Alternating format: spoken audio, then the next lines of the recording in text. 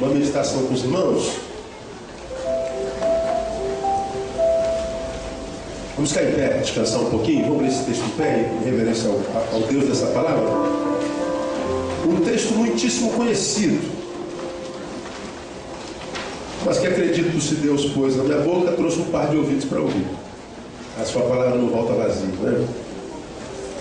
Efésios capítulo 6.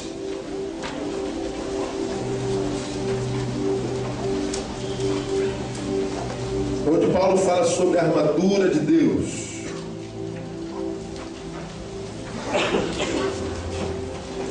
Ele, para falar sobre a armadura de Deus, pega um soldado romano como exemplo e vai pegando as peças de um soldado romano e vai construindo, fazendo analogia com as peças da armadura de um soldado, ele vai construindo a armadura de Deus. E a partir do versículo 10 ele diz assim, ó: finalmente, fortalecei-vos no Senhor e na força do seu poder. Revesti-vos de toda a armadura de Deus, para poderes permanecer firmes contra as ciladas do diabo.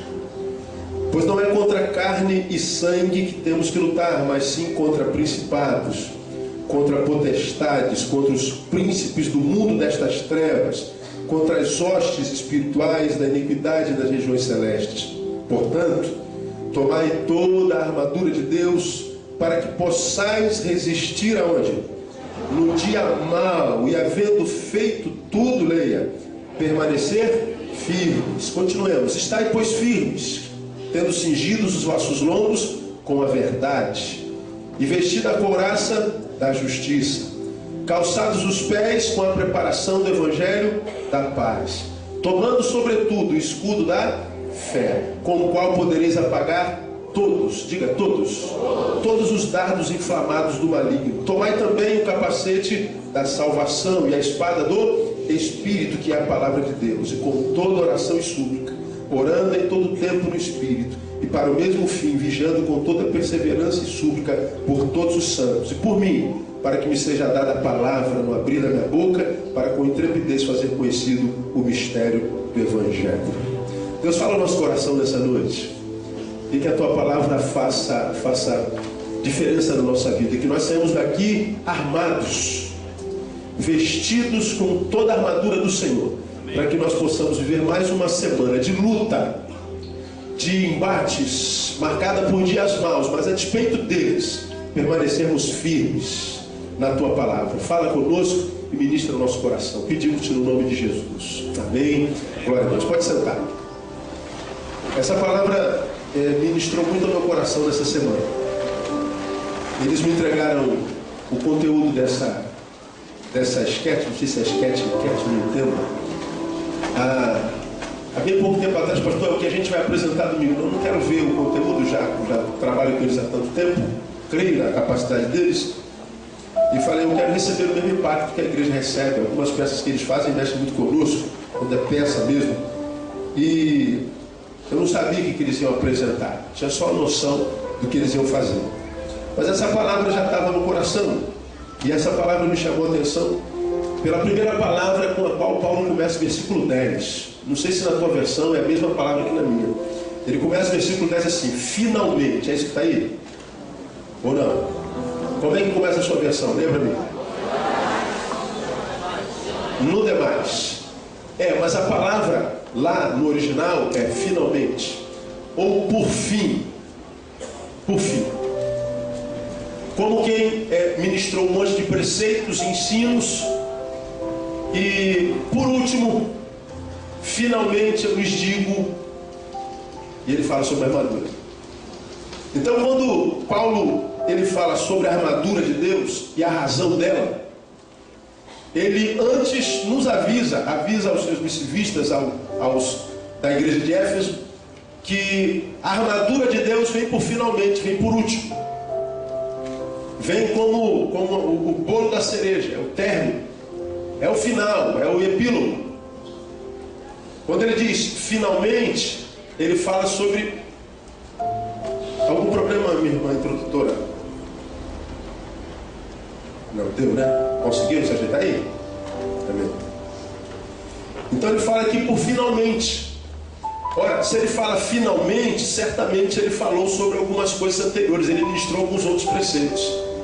ele termina com a armadura de Deus e diz: ó, vocês devem se revestir, por último, de toda a armadura de Deus. Imaginemos que alguém tenha perguntado: para quê, Paulo? Para que vocês possam permanecer firmes contra as ciladas do diabo. Como quem diz: olha, vocês vão entrar num tempo, num momento histórico, onde vocês vão ver coisas acontecendo que vocês não vão acreditar que uma pessoa sozinha tenha feito aquilo. Vocês vão ver coisas tão diabólicas, tão malignas e horríveis, que vocês não vão acreditar que um ser humano seja capaz de fazer um negócio desse. E eu acho que nós vivemos esse tempo, vivemos não?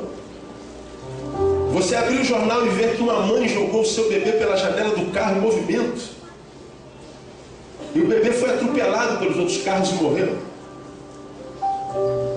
Aí você fala assim: uma mulher está sozinha quando faz um negócio desse?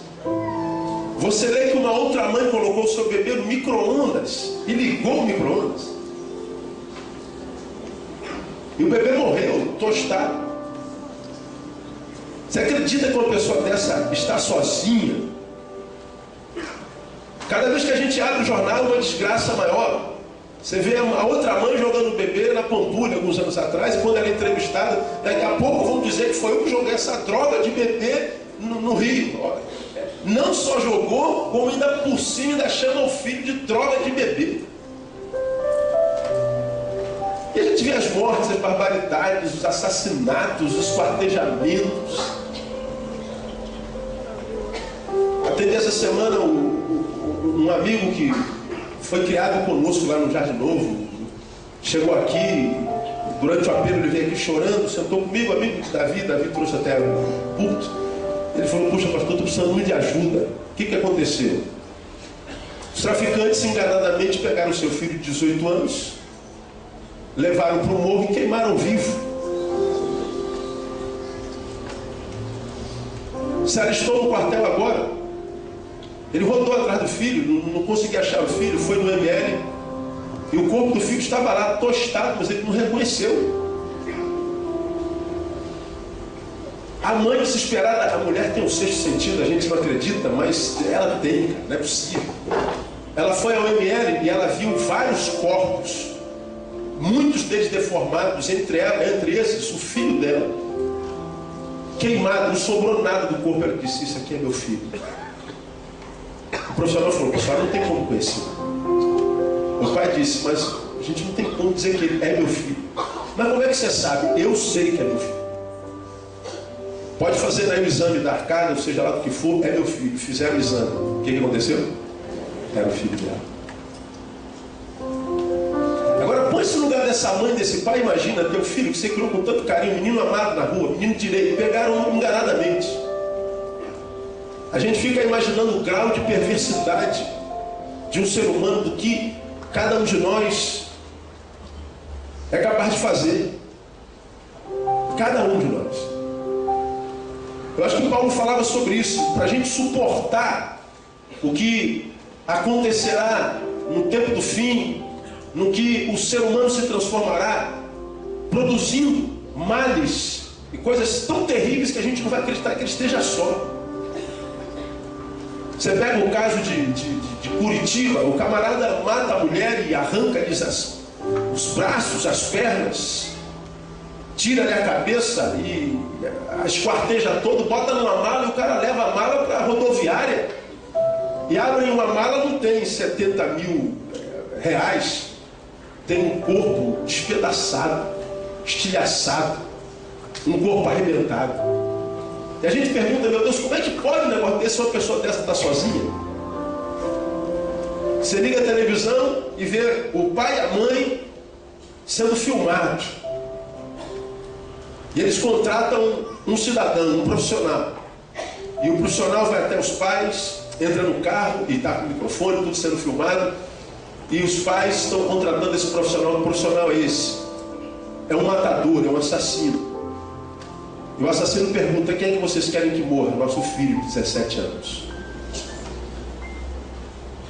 E o cara trama. O assassino ficou tão chocado que ele já sabia que era isso.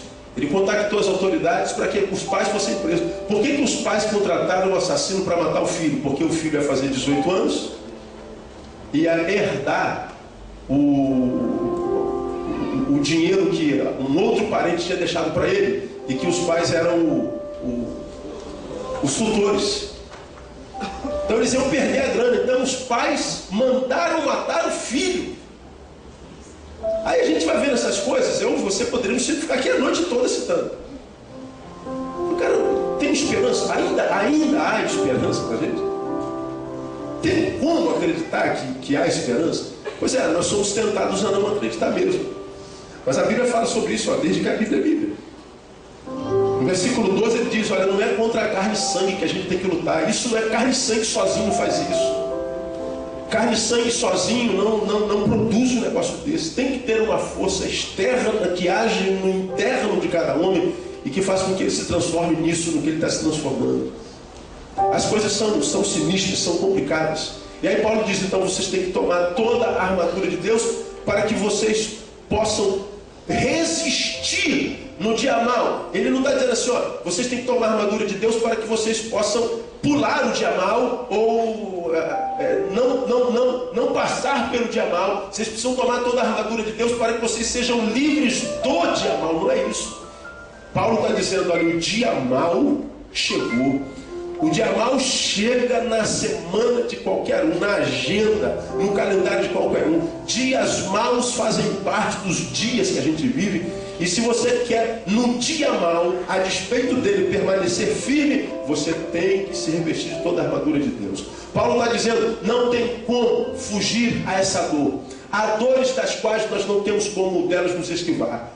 Dores fazem parte desse texto humano. Estar vivo será viver dor no tempo do fim. Os últimos tempos, diria Timóteo, escrevendo a Timóteo, os dias são maus. Seriam penosos. Mas ao mesmo tempo que ele revela a qualidade do dia mau, ele está dizendo, você tem como passar por isso, a despeito das lutas, de pé, de cabeça erguida, e chegar no final do dia e olhar para trás e dizer, caramba, o bagulho foi doido, mas eu cheguei até o final de mais um dia no nome de Jesus. Por isso que todo domingo de manhã, quando eu começo o culto, eu peguei o microfone, domingo de manhã, eu digo, olha, irmãos, se você amanheceu domingo, a despeito de qual tenha sido a qualidade da tua semana pode, que terminou ontem pode ter sido a pior semana da tua vida, mas se você acordou domingo, você é um campeão, você venceu mais uma semana, amém ou não? Você suportou. Hoje eu estou recebendo a visita de alguém com quem eu estive essa semana que tem síndrome de pânico. Estava dentro de um quarto há quase 4 meses, vegetando. Está aqui, meu irmão. Glória a Deus. Me contaram a história dessa mulher, fique tranquilo, ninguém precisa saber quem é você. Essa pessoa, dois de vocês estão sentados do lado dela. 2 de vocês estão sentados exatamente na frente e atrás dela. A gente não sabe quem está sentado do nosso lado, não é verdade? A gente não sabe a história de quem está sentado à nossa frente. A gente não sabe do lado de quem a gente está. Essa mulher tentou suicídio 8 vezes. Os filhos já não sabiam mais o que fazer. Chegou um CDzinho de mensagem para essa mulher e começou a ouvir. Deitada, vivendo no escuro, isolado de tudo, da linda família, dos lindos filhos. Ela começou a ouvir. A palavra de Deus começou a entrar. E a palavra de Deus é semente. E essa semente parece que foi regada, talvez com suas próprias lágrimas. E essa semente foi tomando corpo. Essa mulher saiu da cama. Essa mulher escovou os dentes. Essa mulher penteou o cabelo. Essa mulher saiu do quarto, tomou café com a família. Essa mulher está aqui essa noite glorificando o nome do Senhor. Seja bem-vinda. Seja bem-vinda. O melhor de Deus é chegado na sua vida, no nome de Jesus, como eu lhe disse. O melhor de Deus. A esperança. Então a gente não é abençoado quando o que a gente deseja chega. A gente já é abençoado enquanto luta para alcançar a bênção que a gente quer.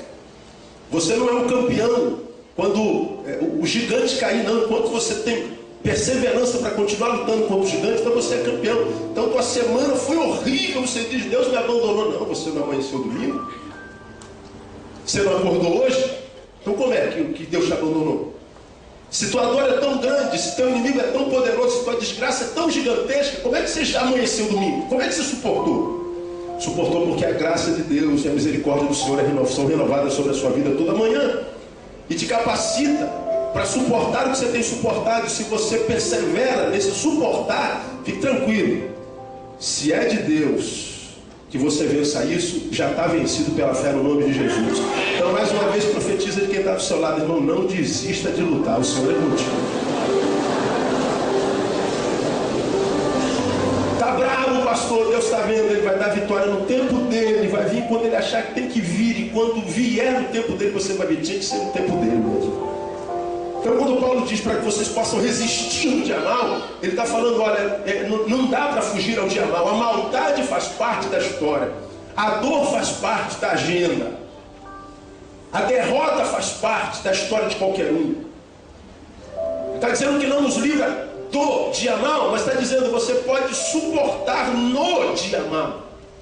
Já falamos sobre isso numa outra circunstância. Daniel foi fiel e acabou caindo aonde? Na cova. Deus não o livrou da cova, mas o livrou na cova. Sadraque, Mesaque e Abednego, por causa da sua fidelidade e perseverança, não foram livres da fornalha, mas foram livres na fornalha. Deus não é inerte a ação de um servo que permanece sendo quem é a despeito da dor. O problema é que a dor nos deforma. A dor rouba de nós quem nós somos. E quando nós somos roubados de nós, uma outra personalidade assume nosso lugar e nós passamos a ser uma coisa que nós não somos. E quando Deus quer e vem nos abençoar, Ele não nos acha. Porque a dor, a adversidade e o dia mal nos deformou. E Deus não trabalha com imagens, falei sobre isso de manhã. Deus só trabalha com o que eu sou no íntimo. Então, quando a gente permanece fiel no dia mal, Ele está dizendo, mesmo no dia mal, você vai resistir, vai fazer tudo e vai permanecer firme. Vina fez uma citação de manhã que me soou bastante interessante. Ela citou um texto que diz, aquele que sai andando e chorando a semear a santa semente, voltará com um cântico de júbilo, trazendo consigo seus molhos, seus feixes. Aquele que sai andando e chorando a semear a santa semente, saiu chorando, voltará com júbilo, trazendo consigo seus molhos. E ela disse uma coisa interessante. Sabe o que esse texto está dizendo? Deus está dizendo que com choro, sem choro, a gente tem que sair para trabalhar. O texto está dizendo, aquele que começa a chorar, tem que parar de andar e descansar e esperar parar o choro para voltar a semear. Aquele que sai andando, chorando a semear. Está chorando, continua semeando. Está chorando, continua sendo quem você é. Está chorando, continua fazendo o que você está fazendo. Não para não. Na vida é assim mesmo, enquanto a gente anda, a gente chora, enquanto a gente chora, a gente anda, porque a gente não pode parar. E quando a gente não para, ou seja, não deixa de ser quem é, mas cedo ou mais tarde esse choro é enxugado, o sorriso volta e os frutos aparecem na nossa mão em nome de Jesus. Por isso eu volto a lhe dizer, não desista no nome de Jesus. Vai acontecer, irmão, no nome de Jesus. Tem que tomar toda a armadura de Deus. Agora, voltemos ao finalmente. O texto está dizendo, finalmente. Paulo está dizendo que a armadura vem por último. Eu conheço muitos crentes que imaginam que estão buscando essa armadura. Essa armadura com a qual nós temos que nos revestir. E ele fala que seus lombos, os cintos, já estão cingidos pela verdade. Já vestiram a couraça da justiça, verdade, justiça. Já prepararam os seus pés com o evangelho da paz. Já tomaram o escudo da fé. Já também vestiram ou calçaram, ou puseram o capacete da salvação. Pegaram a espada do Espírito, que é a palavra de Deus. Estão orando em todo o tempo no Espírito Santo, vigiando com perseverança e súplica, mas ainda assim estão em derrota. Gente que investe pesado na vida espiritual, gente que está enfiada na igreja o dia inteiro, gente que sai do monte para o jejum da manhã, sai do jejum para a campanha da libertação à tarde, volta para a vigília no final da noite, no final da vigília vai para o monte e volta para o outro. Gente que está espiritualizando, investindo na vida espiritual, vestindo-se da armadura de Deus, a despeito dessa espiritualidade toda, tem vivido em derrota. Não tem conseguido suportar o dia mal, tem pirado, não sabem por quê. E esse texto nos dá algumas dicas, porque que muitas vezes a armadura em si não nos guarda ou nos capacita para o dia mal. Porque se Paulo diz assim, olha, finalmente tomai a armadura, é porque antes dela nós temos que praticar algumas coisas. E essas coisas estão aí, ó, versículo 22, por exemplo. Se a armadura é finalmente, o versículo 22 fala dos primeiramente. Ele diz assim, vós mulheres, façam o que, mulheres? Leiam para mim. 5:22. Vós mulheres, leiam para mim. Não ouvi. Vós mulheres, sujeitai-vos aos vossos maridos como ao Senhor. Isso é o primeiro. Mas no versículo 25 tem outro. Vós maridos, leiam para mim. Como também Cristo amou. E assim mesmo, sempre amou. Mulheres, façam o quê? Sujeitados. Maridos, amar. Mas não termina aí não. Nós vamos lá no 6:1. Vós filhos, leiam para mim. Porque isto é justo. Mulheres, façam o quê? Sujeitai-vos. Maridos, amai. Filhos, obedecei. Mas não terminou aí não. Veja o versículo 4. Vós pais, leiam para mim. Mas criai-vos na disciplina e administração do Senhor. Pais, façam o quê? Não provoqueis aí. Recapitulando, mulheres, sujeitai-vos. Maridos, filhos, pais. Mas não termina aí. Versículo 5. Vós servos, leiam para mim. Segundo a carne, com temor, tremor, na sinceridade de vosso coração, como a Cristo. Servos, façam o que mesmo? Obedecei a vossos senhores. Mas não termina aí, nós vamos lá no versículo 9. E vós, senhores, leiam para mim. Fazei o mesmo para todos, deixando as ameaças, sabendo que o Senhor é tanto deles como o vosso, está no céu, e que para com ele não há acepção de pessoas. Mulheres, sujeitai-vos. Maridos, amai. Filhos, pais, servos, obedecei a vós, Senhor. Senhores, fazei o mesmo. E finalmente, tomai toda a armadura de Deus. Fortalecei-vos no Senhor e na força do seu poder. Revesti-vos de toda a armadura de Deus, para poderes permanecer firmes contra as ciladas do diabo. Então, o que é que Paulo está me ensinando? A mim e ensinando a ti. Neil, você quer sobreviver esse dia mau que a gente está vivendo? Você quer nesse tempo de enlouquecimento coletivo permanecer saudável? Neil, você quer a graça rara de viver até a vida acabar? Você quer passar ileso por essa geração de gente que está morrendo antes da morte chegar? Neil, você quer continuar vivendo uma vida que vale a pena ser vivida? Neil, você quer continuar sendo quem você é? Você quer passar por isso sem perder um segundo da tua vida com coisas que não valem a pena? Você quer continuar sendo quem você é, despeito dessa loucura? Quero, Deus, eu quero. Pois bem, não pense só na armadura. Não pense só na sua vida espiritual. Não imagine que tratando só das minhas coisas você conseguirá.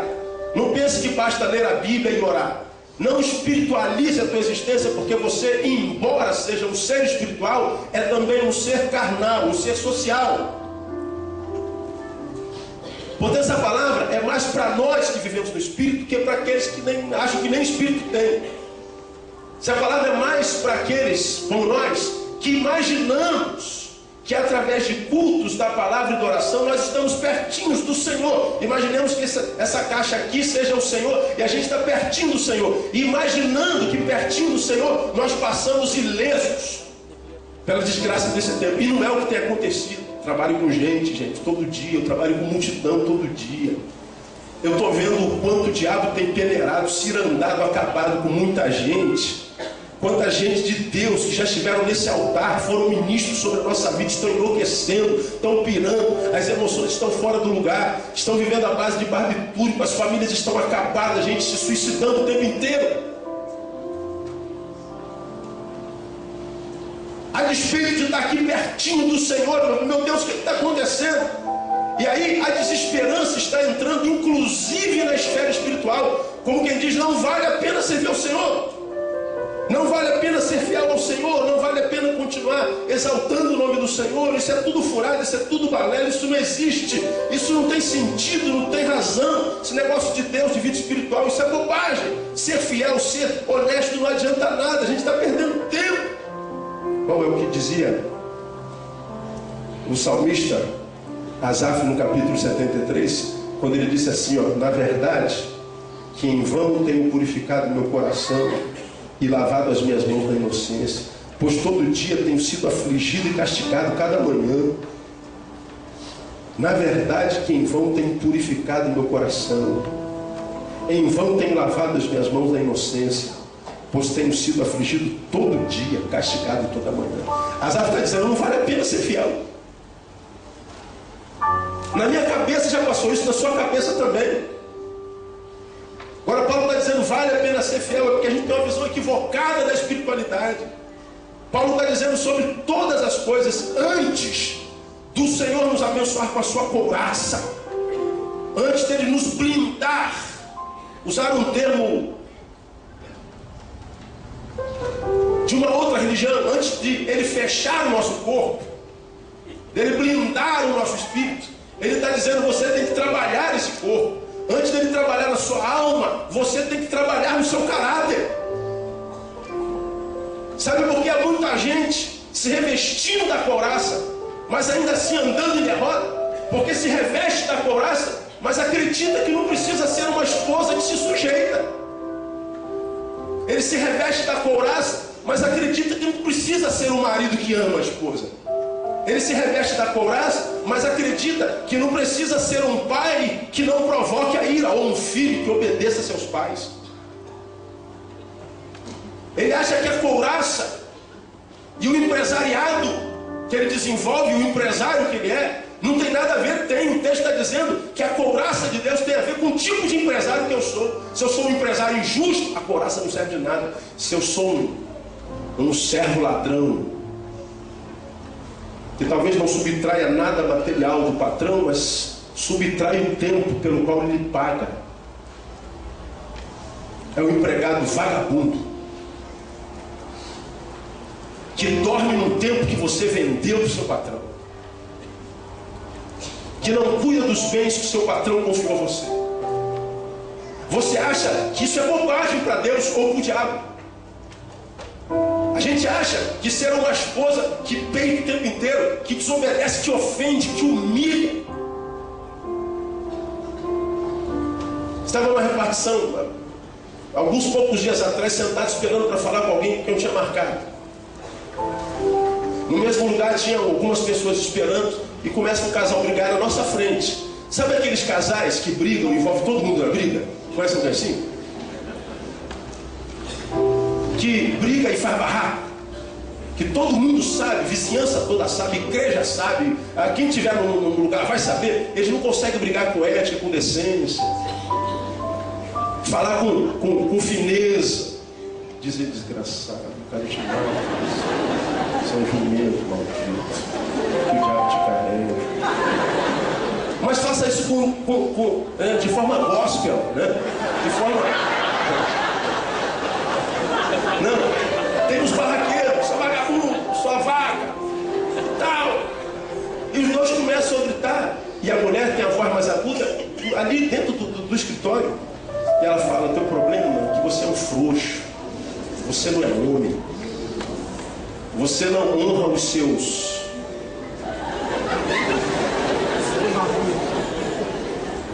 E nós todos estamos ali ouvindo o que sai da boca da mulher. E quando ela começou a ofender a sua moral, ele abaixou a cabeça mesmo. Aí alguém aqui no cantinho fala assim, acho que ela tem razão mesmo. A briga dos dois, né? Já tem gente se metendo. Porque tornaram público. Pois bem, vamos imaginar que essa mulher seja uma crente, uma mulher que está nos montes a vida inteira, que está fazendo jejum das campanhas da vitória, da libertação, campanha da família, campanha do raio do parto, sei lá. Ela está em tudo que é campanha. Aí a vida dela se torna uma desgraça. Mas, Senhor, por quê? Eu vivo no monte, eu vivo de joelho no chão, eu fiz a oferta que o pastor disse que eu tinha que fazer, eu fiz tudo que eu tinha que fazer. Pois é, não adiantou de nada. Por quê? Porque Paulo está dizendo que a armadura é por finalmente. Ele está falando que a armadura de Deus só cabe numa mulher que se sujeita ao marido. Ele está dizendo que a armadura só cabe no marido que ama a sua mulher. E não há parceria mais saborosa, mais vitoriosa do que uma mulher que se sujeita a um homem que ama. Porque a sujeição não é subserviência. A sujeição é reconhecimento de autoridade. Agora a gente reconhece a autoridade enquanto família e casal daquele que ama. A autoridade do marido não está na figura masculina ou de esposo, está no amor dele. Quando Deus diz submeta-se ao marido, porque diz ao marido ama, ele está dizendo, mulher, submeta-se ao marido que te ama. Agora muitos maridos que não amam e diz, olha mulher, a palavra diz que você tem que sujeitar-se a mim. Se a mulher fosse sábia, é verdade, eu me submeto com carinho a um homem que ama a sua esposa. Porque tudo que uma esposa deseja na vida, irmão, não é o que o marido carrega no bolso. Tudo que uma esposa que ama o marido requer do marido é o amor dele. Porque se ela tiver o amor dele, ela vai com ele para Nova York ou vai com ele para Nova Iguaçu. E vai com alegria. Se a mulher tiver com um marido que ama, ela vai jantar com ele no Carmine, lá na Broadway, ou vai jantar com ele no Pitico, na Sulacap. Estou certo ou estou errado, mulheres? Porque as mulheres querem o amor do marido. Glória a Deus. Dá uma catucada no seu marido, fala, Jeová.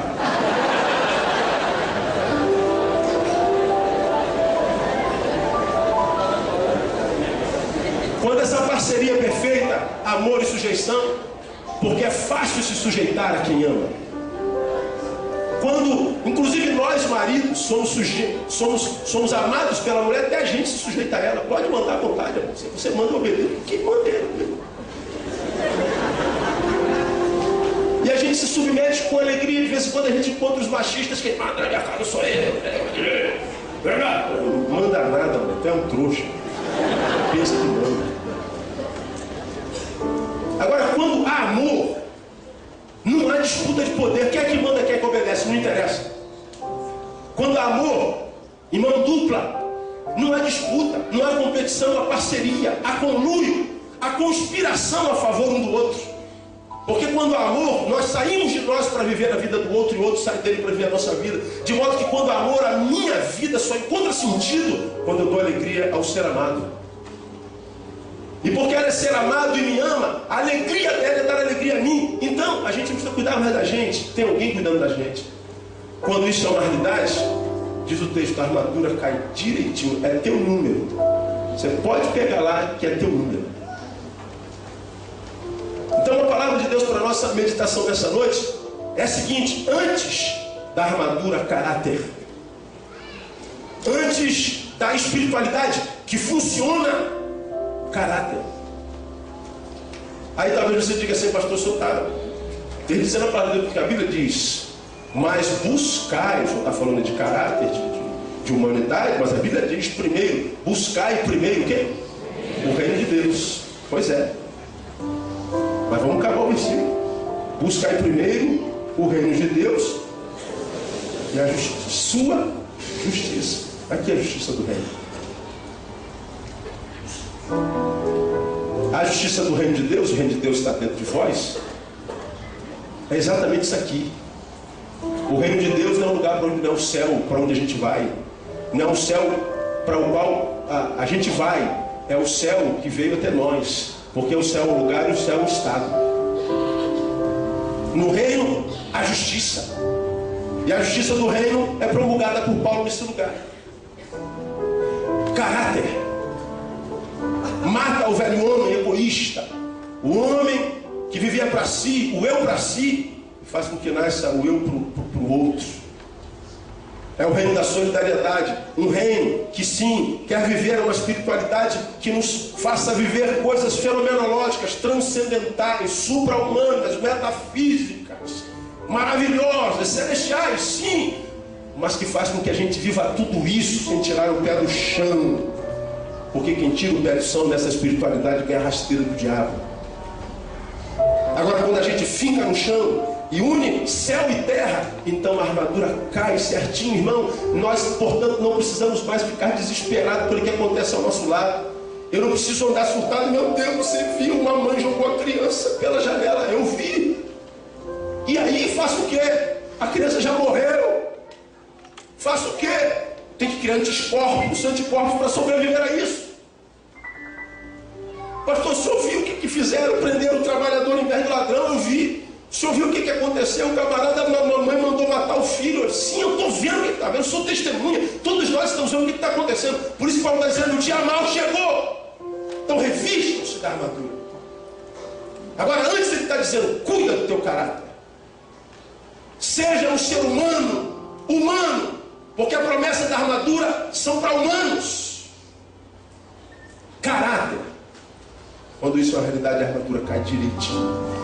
E quando ela cai direitinho, ela então amplia nosso leque de visão. Nós deixamos de ser alguém materialista, um pedaço de carne andante, e a gente consegue ver muito além daquilo que os nossos olhos biológicos veem. E a gente acaba aprendendo com o reino de Deus. A gente acaba aprendendo com a palavra de Deus. A gente aprende coisas saborosas, coisas tremendas, que estão implícitas nesse texto, que eu quero compartilhar com os irmãos. Como, por exemplo, primeiro, para a gente vencer no dia mau, permanecer firme no dia mau, antes da gente aprender que antes da armadura vem o caráter, nós temos que estar disposto para a guerra.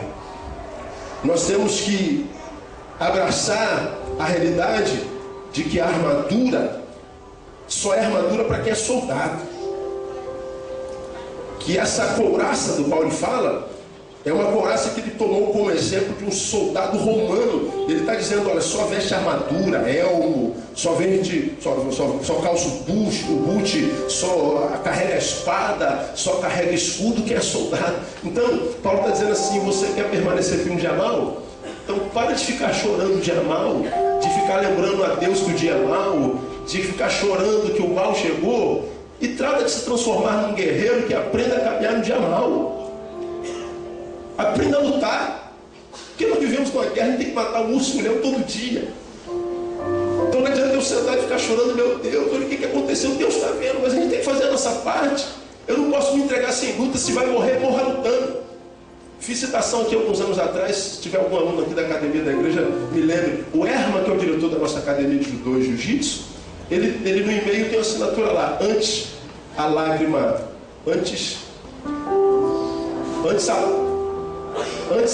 da derrota do que a vergonha de não ter lutado.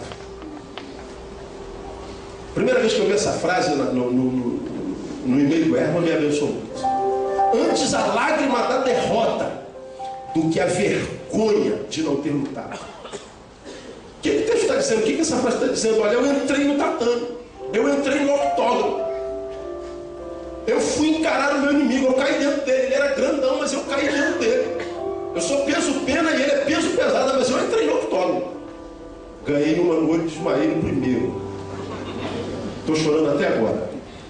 Ele está dizendo, eu prefiro esse choro do que a vergonha de ter sido um covarde, de não ter entrado naquele octógono para lutar.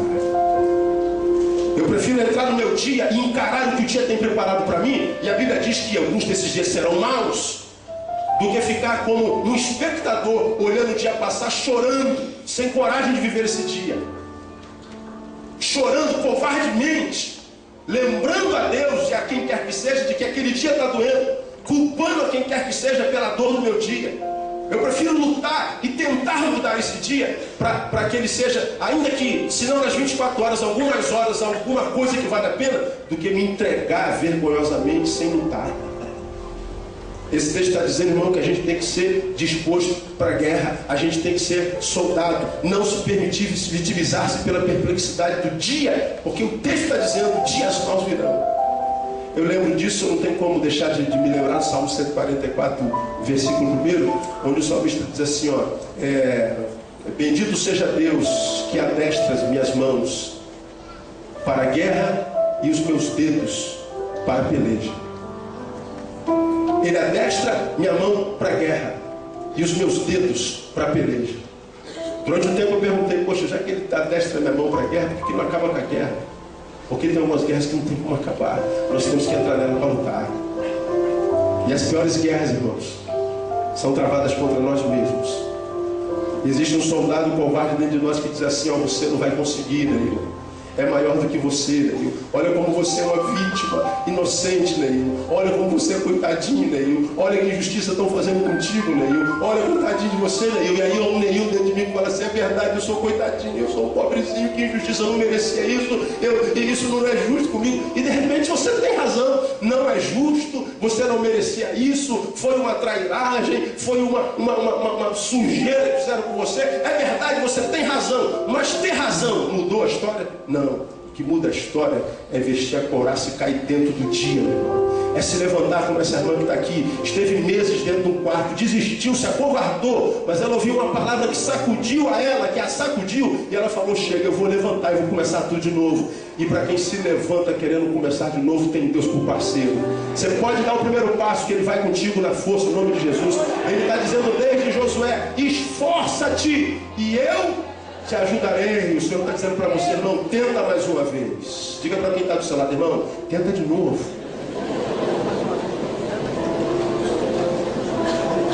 Irmãos, Deus está abençoando alguém aqui nessa noite muito poderosamente. Muito poderosamente. O Senhor está dizendo, tenta de novo. Revista dessa identidade de soldado. Tem que estar disposto para a guerra. E não ficar analisando a guerra. Tem que guerrear. Não tem jeito. Se a gente não fizer, quem fará por nós?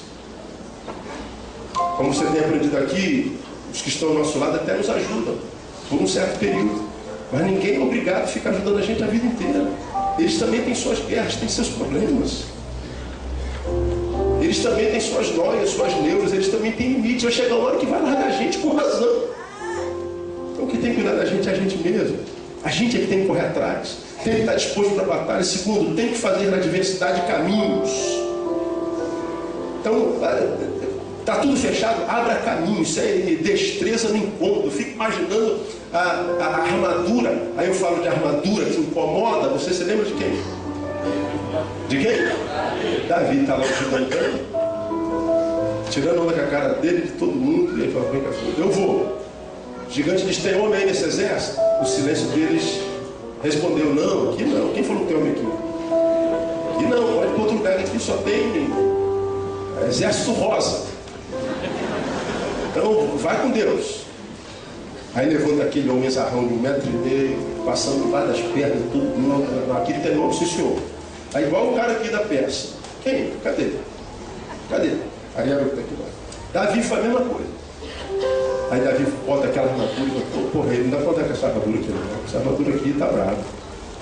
Não, mas tem que usar, não, essa aqui não. Ele tira a armadura dos homens e como quem diz assim, não, eu só preciso da armadura de Deus. A armadura de Deus faz milagres. Então pega pelo menos a espada. A espada era do tamanho de Davi, não aguentava nem levantar aquele negócio.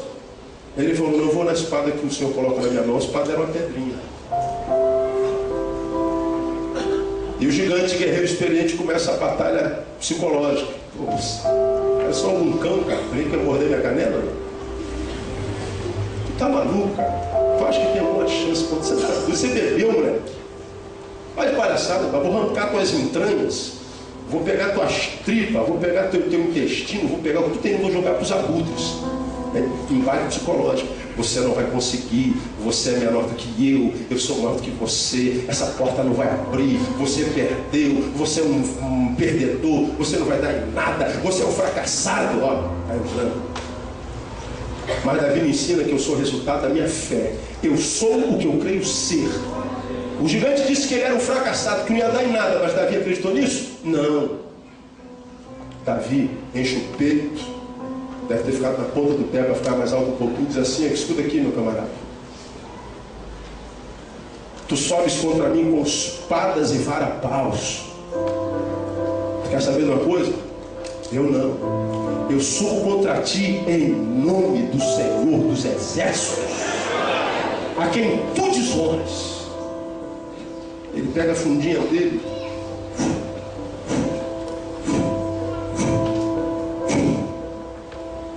pegou no centro da testa do gigante. Acabou a guerra? Não, ele pegou a espada do gigante, arrancou a cabeça do gigante, ensinando que eu já preguei aqui que gigante caído não é gigante vencido. Gigante morto é gigante vencido. Nós temos guerreados com muitos gigantes nas nossas vidas. Às vezes nós os vencemos uma vez, ficamos limpos deles 2 meses, 3 meses. Às vezes ficamos limpos desses gigantes 1 ano e achamos que o gigante morreu e relaxamos. Tiramos a armadura, secundarizamos o espiritual e vem um gigante tomar a gente de novo. Estão aí os vícios como exemplo. Estava vindo de viagem agora. Onde é que eu fui na última vez? Anápolis, sexta-feira. E no aeroporto comprei uma revista Psique. Tem a filosofia e tem Psique. Uma revista de publicação da área de psicanálise e psicologia maravilhosa. Não se acha em qualquer banca, lamentavelmente. Estava falando sobre uma doença muito moderna, que é a compulsão por dinheiro. Bom, o desejo de ter, ganhar dinheiro, é uma ambição do coração do homem o tempo inteiro. Mas hoje ela é vista como patologia. Tem pessoas que estão tão viciadas em ter que adoecem a mesma área do cérebro de, por exemplo, um viciado em álcool. A mesma dependência que o sujeito tem do álcool, algumas pessoas que têm pela ambição em ter. Anulam todas as áreas da vida para ter um pouco mais. E muitos desses não precisam de mais nada. Fiquei pensando na realidade da igreja evangélica. Como tem gente que começou bem, pregando a palavra, e hoje só pensa em dinheiro. Ter. A bênção de Deus não é mais ser, agora é ter. A gente sabe que é abençoado ou não pelo carro que tem, pela casa onde mora, pela qualidade de roupa que veste. A gente chega em algumas igrejas, as pessoas abrem o lado esquerdo do paletó para saber qual é a marca que está aqui. Porque é essa marca que está aqui que vai dizer se você é abençoado ou não. Isso é uma doença. É a secundarização do espiritual. E o pessoal que está secundarizando o espiritual não consegue criar na diversidade caminhos. São derrotados pelas adversidades. Não conseguem caminhar fora do plano do aplainado. Agora Paulo está dizendo que nós precisamos tomar armadura, e a armadura muitas vezes traz encontros, requer esforço, requer um pouco mais de esforço, quem sabe um pouquinho mais de esforço, requer perseverança. E quando a gente se esforça, faz perseverança, com perseverança Deus abençoa e dá vitória. Alguns anos atrás eu citei uma frase de Warren Wiersbe, que escreveu um livro maravilhoso, Cristão na Sociedade Não Cristã. Ele diz assim: a obra de Deus começa difícil, se torna impossível, então é realizada. Que coisa interessante, não é verdade? A obra de Deus começa difícil, se torna impossível, aí então ela é realizada. Sabe por que ele está dizendo isso? Porque a obra de Deus na nossa vida é obra de Deus. E se a obra de Deus não precisa ser possível, pode ser impossível, ela vai acontecer. Você está diante do impossível na sua vida, meu irmão? Você acha que está diante de uma porta que não pode mais abrir? Você acha que está diante de uma possibilidade da qual você não pode superar? Pois é, então você está pronto para o milagre. O Deus que a gente está ministrando aqui é um Deus de milagre, irmão. O Senhor está dizendo para algum de vocês: não desista. Termina. Precisamos estar dispostos para a guerra. Temos que fazer na adversidade caminhos. precisamos discernir os inimigos e as fontes do mal. Pois não é contra a carne e sangue que temos que lutar, mas sim contra os principados, potestades, contra os príncipes. Você sabe que eu não sou um camarada que espiritualiza tudo. Pelo contrário, diz que eu sou muito frio. Porque eu não acredito que o diabo seja culpado por tudo.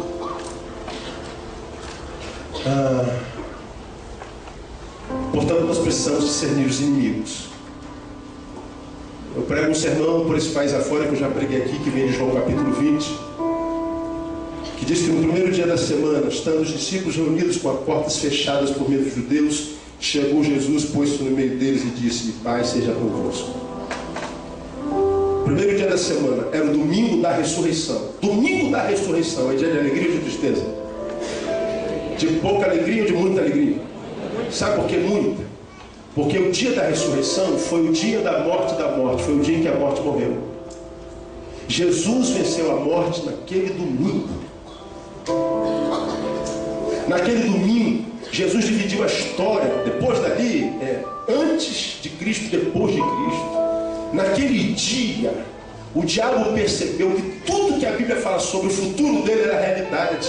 Como disse uma ministração de André Valadão muitos anos atrás, se o diabo tentar jogar na tua cara o teu passado, joga tu na cara dele o futuro dele. Porque o futuro do diabo é muito pior do que o teu passado. O primeiro dia da semana era dia da gente botar o bloco na rua, da gente celebrar com celebração descontrolada. Mas diz o texto que estavam os discípulos reunidos com a porta fechada por medo dos judeus. E eu falei naquele sermão que os discípulos estavam vivendo uma vida medíocre, amarrada, trancafiada, marcada pela impossibilidade, marcada pela ausência da alegria, marcada pela ausência da vitória, marcada por tudo que é de ruim. E o diabo não tinha nada a ver com aquilo. Haviam forças que paralisaram os discípulos, e o diabo não tinha nada a ver com aquilo. A primeira força era medo. Você se lembra disso? O que é medo mesmo? Fé na derrota.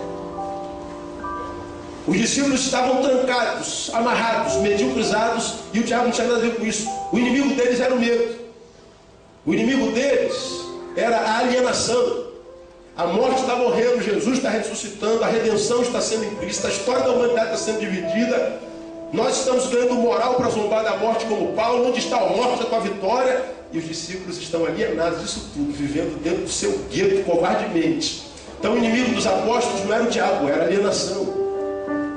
O inimigo dos apóstolos não era o diabo, era a descentralização. Era uma reunião apostólica, mas Jesus não estava nela.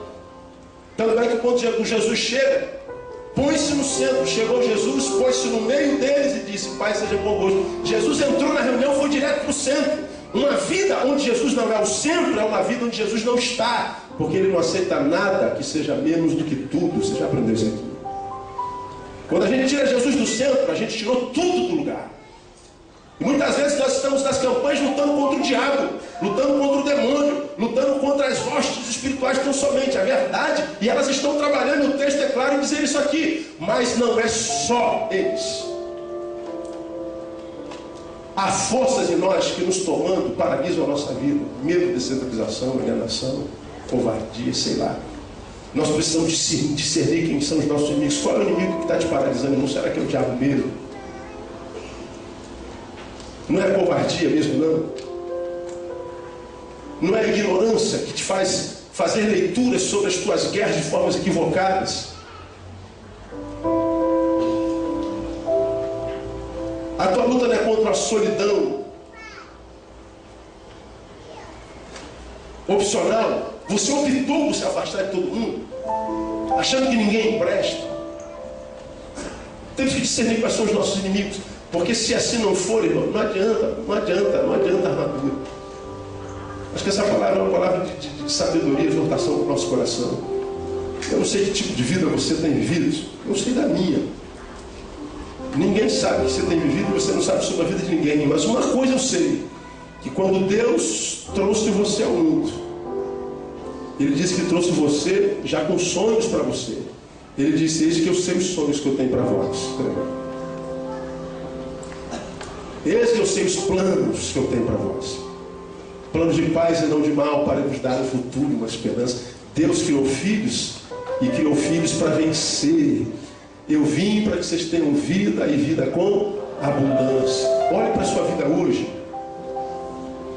e responda: você acredita que é isso aí que Deus sonhou para você em 2011? É isso aí mesmo? Lembra do tamanho do teu Deus, do amor do teu Deus, da bondade do teu Deus? Imagina Ele sonhando contigo. É isso aí que Ele sonhou? Quem pode responder senão nós mesmos? Agora, se você não está vivendo o que imagina ter sido o sonho de Deus, então talvez você precisa consertar a vida para que a armadura possa caber. E depois que essa armadura entrar em você por causa do conserto da tua vida, meu irmão, acorda de manhã e já acorda dando glória, porque você estará sujeito a Deus. E quem está sujeito a Deus, resistindo ao diabo, o que ele faz? Ele foge de você. E você vai viver uma vida que vale a pena ser vivida. Lembrando, mulheres, submissão; maridos, amor; filhos, obediência; pais, sabedoria para não provocar ira; servos, obediência; patrões, justiça. Quando nós fazemos isso, então nós nos aproximamos de Deus e a sua armadura nos reveste. E aí o que acontece do lado de fora para nós não interessa, porque do lado de dentro está guardado pelo Espírito Santo de Deus, que nos dá vitória em Cristo Jesus nosso Senhor. Nós vamos viver a sua promessa que diz que nós teremos a paz de Deus, que excede todo entendimento, que guardará os vossos pensamentos e os nossos corações em Cristo Jesus nosso Senhor. Promessa de Deus para mim e para você, que Ele te abençoe com essa palavra e que te dê a graça e que te gere fome para que você saia daqui, antes de ir para o quarto falar com Ele, você vá para o lado da sua esposa e dizer: perdoe-me, eu não tenho te amado como eu devo te amar. Quem sabe ela não diga para você: não me perdoa, eu não tenho me submetido. Porque a submissão da esposa alimenta o amor do marido, e o amor do marido alimenta a submissão. Talvez você seja um empregado que vai sair daqui e amanhã vai ser um empregado diferente. Não precisa nem pedir perdão ao patrão. Patrão, desculpa, tem levado todo dia 1 quilo de açúcar aqui da padaria. Já deve ter uma tonelada que eu já levei. Aí tu não tem como pagar. Propõe no teu coração não roubar mais açúcar, que açúcar dá colesterol, dá açúcar. Se você é patrão, sabe que poderia pagar o melhor, um pouquinho melhor para o seu empregado. Diga assim: eu reconheço o teu trabalho, eu quero abençoar você um pouquinho mais. Quem é empregado aí, diz amém para isso aí. Imagina, Deus visita teu patrão hoje à noite. Quero trazer a memória um empregado seu. Aí, sonha contigo, ó. Eu vou profetizar, vai acontecer essa semana. Para a glória de Deus. Glória a Deus. Aí tu vai lembrar de mim, vai me pagar um almoço, já. Caralho, pastor, eu falei do cara, me dá um medo. Me deu. É isso. Aí a gente imagina que o que a gente faz na terra não reverbera no céu. Tudo que a gente faz na terra reverbera no céu. E tudo que acontece no céu reverbera na terra. Vamos fazer a nossa parte, a armadura vai caber. Quando a armadura couber, fica tranquilo. A tua vida vai ser vida até o fim da vida. Você não vai morrer antes da morte chegar. E você vai chegar ao final dizendo: valeu a pena ter sido fiel ao Senhor no nome de Jesus. Quem recebe essa palavra, aplaudindo o forte.